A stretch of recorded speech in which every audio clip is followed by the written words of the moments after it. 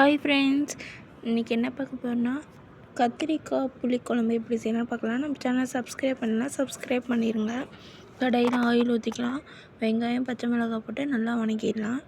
அதோட கொஞ்சமாக இஞ்சி பூண்டு பேஸ்ட்டும் போட்டு நல்லா வணக்கிடலாம்.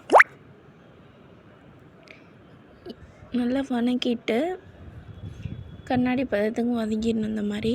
அப்புறம் தக்காளி உப்பு போட்டு நல்லா கலந்து விட்டுக்கலாம். இந்த மாதிரி எண்ணெய் பிரிஞ்சு வரணுங்க. வந்ததும் இதில் கொஞ்சமாக மஞ்சத்தூள், மிளகாய்த்தூள், மல்லித்தூள் தேவையான அளவு போட்டு நல்லா கலந்து விட்டு எண்ணெய் பிரிய முடியும் நல்லா வதக்கிக்கலாம். இந்த மாதிரி அறுத்து வச்ச கத்திரிக்காவை போட்டுக்கலாம். போட்டு நல்லா கலந்துக்கலாம்.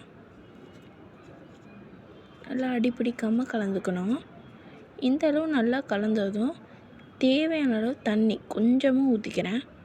ஊற்றி நல்லா வேக வச்சுட்டேன். இப்போது புளி கரைசல் ஊற்றிக்கலாம். ஊற்றிட்டு நல்லா கலந்து விட்டுக்கலாம். இந்த ஸ்டேஜில் உப்பு பத்தலைனா உப்பு போட்டுக்கோங்க. இந்த அளவு நல்லா வெந்துருச்சா, இப்போது தேங்காய் திருவல் போட்டுக்கலாம். தண்ணி ஊற்றி தேங்காய் அரைச்சி ஊற்றிருக்கேன். அதையும் ஊற்றி நல்லா கலந்துக்கலாம். இந்த அளவு நல்லா கலந்ததும் இப்போது ஒரு 5 நிமிஷம் நல்லா வேக வச்சுக்கலாம். இந்த மாதிரி இப்போது கொத்தமல்லி இலை போட்டுக்கலாம். கத்திரிக்காய் புளிக்குழம்பு ரொம்ப சூப்பராக ரெடி ஆயிடுச்சு. நம்ம சேனலை சப்ஸ்கிரைப் பண்ணிடுங்க.